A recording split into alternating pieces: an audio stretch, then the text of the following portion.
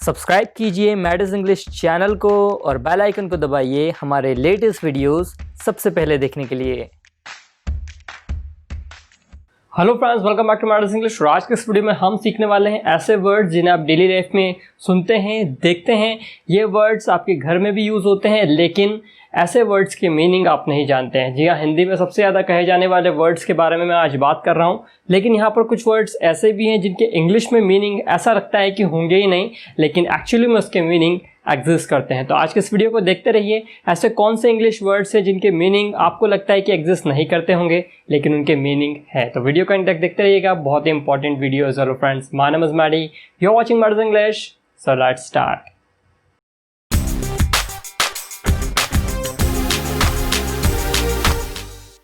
सो बिना time waste से start करते हैं आज का वीडियो। सबसे पहला वर्ड जो कि आपके स्क्रीन के सामने है, विम। विम आपको पता है कि साबुन है बर्तन धोने का, लेकिन क्या ये एग्जिस्ट करता है? जी हाँ, ये एक इंग्लिश वर्ड है जिसका मतलब होता है ऊर्जा या फिर उत्साह। जब आप में बहुत ज़्यादा एनर्जी हो, जब आप में बहुत ज़्यादा एंथुसियाज्म हो, ऐसे सेंस में हम यूज़ करते हैं विम का। विम एक नाउन है जिसका मतलब होता है ऊर्जा या फिर उत्साह। आइए समझते हैं ऐसे सेंटेंस में किस तरह से यूज किया जाएगा।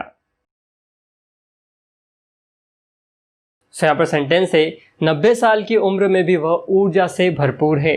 90 साल की उम्र में भी वह ऊर्जा से भरपूर है। तब इसका इंग्लिश बनेगा, At 90 he is still full of vim and vigor. At 90 he is still full of vim and vigor। मतलब कि 90 साल हो गए लेकिन ऊर्जा नहीं गई, उत्साह नहीं गया।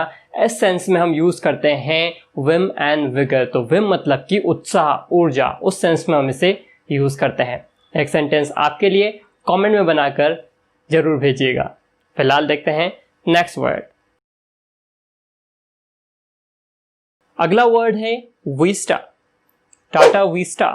जी नहीं, मैं टाटा विस्टा की बात नहीं कर रहा हूँ। विस्टा भी एक वर्ड है जिसका मीनिंग एग्जिस्ट करता है। विस्टा का मतलब होता है बहुत ही अच्छा दृश्य, मतलब कि उस सेंस में हम इसे यूज़ करते हैं। मान लीजिए आप कोई ऊंची जगह पर खड़े हैं और वहाँ से किसी पहाड़ी को या कोई जगह को देख रहे हैं जो कि दिखने में बहुत ही अच्छी है। तो अगर कोई चीज़ दिखने में ऊंचाई से बहुत अच्छी लगती है, उस सेंस में हम यूज़ करते हैं विस्टा का, मतलब कि बहुत ही अच्छा दृश्य, मनोरम दृश्य जिसे हम कहते हैं।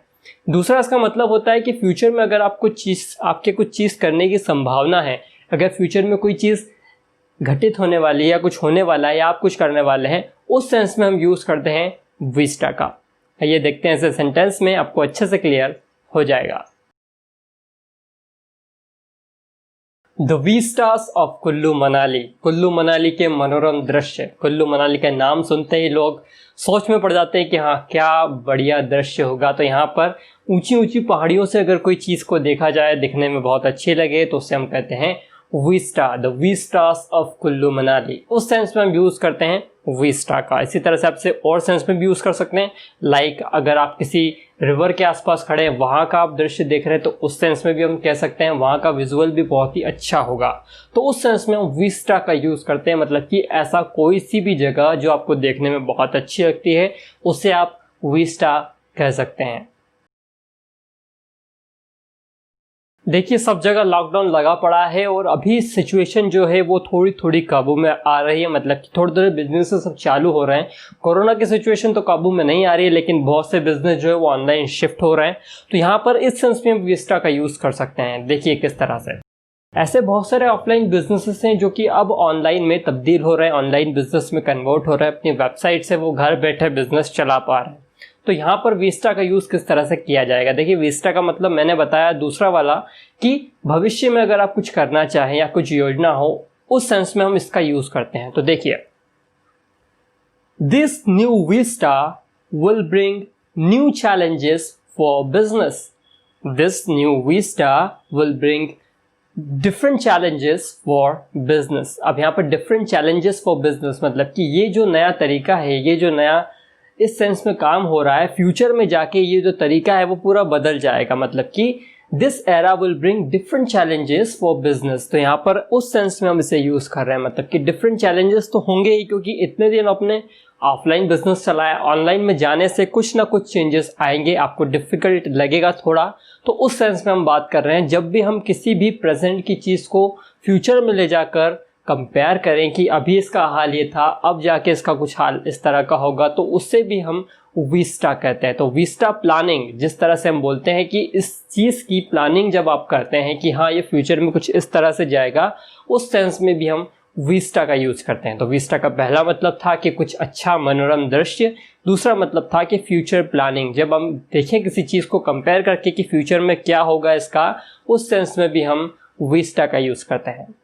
फिलहाल देखते हैं नेक्स्ट वर्ड। अगला वर्ड है ग्रिन। ग्रिन का मतलब होता है दांत दिखाकर हंसना। देखिए, एक होता है GREEN ग्रीन, जो कि होता है ग्रीन, लेकिन ये है ग्रिन। यहाँ पर जो मात्रा लगी है वो छोटी वाली मात्रा लगी है, तो यहाँ पर ग्रिन इसे पढ़ेंगे, ना कि ग्रीन। ग्रिन, ग्रिन का मतलब होता है दांत दिखाकर हंसना। आइए समझते हैं इसे सेंटेंस में, ताकि आपको अच्छे से क्लियर हो जाए। जब भी आप कपिल शर्मा शो देखते हो या कोई भी फनी शो देखते हो, तो आप बहुत दांत दिखाते हैं, सामने वाला आपके साथ बैठ के बहुत दांत दिखाता है, या कोई भी व्यक्ति जब भी ऐसे शोज देखता है तो बहुत दांत दिखाता है। तो आप उन्हें कह सकते हैं Why are you grinning about? Why are you grinning about? मतलब कि आप दांत क्यों दिखा रहे हैं। Why are you grinning about? तो उस सेंस में भी हम ग्रीन का यूज करते हैं। तो ग्रीन मतलब कि दांत दिखाकर हंसना। अगला वर्ड है गिगल मग। देखिए, एक वर्ड होता है गिगल। गिगल का मतलब होता है करके हंसना, कुछ इस तरह से। इसी तरह से एक वर्ड होता है गिगल मग। गिगल मग का मतलब होता है someone who has habitually smiling face, मतलब कि ऐसा व्यक्ति जिसको मतलब कहें तो जन्म से ही या फिर जब वो बड़ा हुआ तभी से ही स्माइलिंग फेस उसका होता है। मतलब उसके गाल में गड्ढे पड़ते हैं, बहुत ज़्यादा खुश रहता है, शुरू से उसका फेस एकदम स्माइली फेस दिखता है, तो ऐसे व्यक्ति को कहा जाता है गिगल मग। तो यहाँ पर गिगल मग उस सेंस में यूज किया जाता है कि a person who has smiling face, habitually smiling face, मतलब कि बचपन से ही उसके पास में हैबिचुअली वो चीज़ चलती आ रही है, उस सेंस में हम गिगल मग का यूज करते हैं। फिलहाल इसके लिए कोई सेंटेंस नहीं है, लेकिन आप बोल सकते हैं he has a giggle mug face, मतलब कि वो बचपन से ही उसका फेस जो है वो स्माइली फेस है। तो गिगल मग फेस मतलब कि स्माइली फेस, उस सेंस में हम यूज करते हैं गिगल मग का। नेक्स्ट वर्ड है स्प्यूरियस। स्प्यूरियस का मतलब होता है नकली। अगर कोई चीज़ नकली है तो हम उसे स्प्यूरियस कहते हैं। इसे जनरली प्रोडक्ट्स के साथ में यूज़ किया जाता है। जब भी कोई प्रोडक्ट नकली हो तो हम स्प्यूरियस उसे कहते हैं। इसी तरह से एक और वर्ड होता है काउंटरफीट। काउंटरफीट का मतलब भी होता है नकली। अगर कोई चीज़ जाली है, नकली है, इसे जनरली हम नोट्स के साथ में यूज़ करते हैं, करेंसी को बताने के लिए यूज़ करते हैं। जैसे अगर कोई करेंसी जाली है तो उसे हम काउंटरफीट करेंसी बोलते हैं। जैसे कि नोट्स हो गए हमारे यहाँ पर 2000 का नोट, 500 का नोट, अगर ये जाली है, नकली है, तो हम कहेंगे काउंटरफीट करेंसी। उस सेंस में इसे यूज़ किया जाता है। लेकिन इस वर्ड को यूज़ किया जाता है जब भी कोई प्रोडक्ट नकली हो, स्प्यूरियस प्रोडक्ट। आइए समझते हैं इसे सेंटेंस में, ताकि आपको क्लियर हो जाए कि किस तरह से इसे यूज़ करना है। नकली दवा खाने के बाद वह बीमार पड़ गई। नकली दवा खाने के बाद वह बीमार पड़ गई। तब उसका इंग्लिश बनेगा after having spurious medicines she fell ill. After having spurious medicines she fell ill, मतलब कि नकली दवा खाने के बाद वह बीमार हो गई। देखिए, बहुत ही ज़्यादा दिक्कत वाले काम हो जाते हैं जब भी आप एक्सपायरी वाली कोई दवा खा लें, या फिर थोड़ी ऐसी दवा खा लें जो कि नकली है, नाम सेम है लेकिन कंपनी बहुत ज़्यादा घटिया है, तो उस सेंस में हम यूज़ करते हैं स्प्यूरियस का। कोई चीज़ नकली है तो आप उसे स्प्यूरियस कह सकते हैं, लेकिन जनरली प्रोडक्ट्स के साथ में इसे यूज़ किया जाता है। मेरे एक दोस्त ने नकली आईफोन खरीद लिया। मेरे एक दोस्त ने नकली आईफोन खरीद लिया। उसे बात पता नहीं है, लेकिन वो आईफोन जो है वो नकली है, मेरा वाला असली है। तब उसका इंग्लिश बनेगा one of my friends bought the spurious iPhone. One of my friends bought the spurious iPhone, मतलब कि उसने नकली आईफोन खरीद लिया। तो जब भी कोई प्रोडक्ट आप नकली खरीद लें, उस सेंस में हम यूज़ करते हैं स्प्यूरियस का। अगला वर्ड है, क्या पढ़ेंगे आपसे? मंगता। मंगता? जी नहीं, ये मंगता नहीं है, इसे इंग्लिश में पढ़ना है मंगाता। मंगाता का मतलब होता है कि जब भी जो चांद होता है, रात की बात हम कर रहे हैं, चांद जब होता है, जब नदी के ऊपर अपनी किरणें बिखेरता है तो नदी का पानी एकदम चमकता है, तो उससे रिफ्लेक्शन होता है जिससे नदी का पानी चमक रहा है।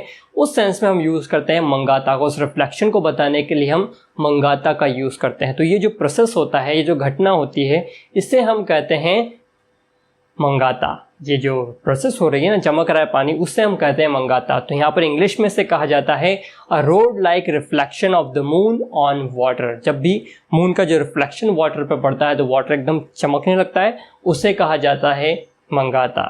आइए समझते हैं ऐसे सेंटेंस में, आपको अच्छे से क्लियर हो जाएगा। Yesterday I saw a beautiful mangata nearby river. Yesterday I saw a beautiful mangata nearby river। मतलब कि जब चांद अपने किरणें बिखेर रहा था पानी पे, जब वो बिखरी हुई दिख रही थी, बहुत ही अच्छा दृश्य था, उसे कहा जाता है मंगाता। तो कैसे लगे वर्ड्स कमेंट में ज़रूर बताइएगा। सो फ्रेंड्स, कैसे लगी वीडियो नीचे कमेंट बॉक्स में ज़रूर बताइएगा। बहुत से लोगों के कमेंट्स आ रही है सर वेबसाइट पर कंटेंट अपडेट नहीं हो रहा है। मैं उस पर काम कर रहा हूँ, आपके लेवल पे कंटेंट को अपडेट कर रहा हूँ ताकि आपको समझने में दिक्कत नहीं आए। इसलिए थोड़ा टाइम लगेगा, लेकिन बहुत ही अच्छे से आपको वहाँ पर कंटेंट समझ में आएगा। इसे थोड़ा वेट कीजिए, जल्दी आपको ये चीज़ मिलेगी। और यहाँ पर अगर आपकी कोई भी क्वेरीज़ है, नीचे कमेंट बॉक्स में पुट ज़रूर कीजिएगा। अगर आपकी क्वेरीज़ अच्छी हुई तो उसे हम अपनी वेबसाइट पर भी अपलोड करेंगे। फिलहाल के इस वीडियो में इतना ही, मिलता हूँ नेक्स्ट वीडियो में, तब तक के लिए गुड बाय।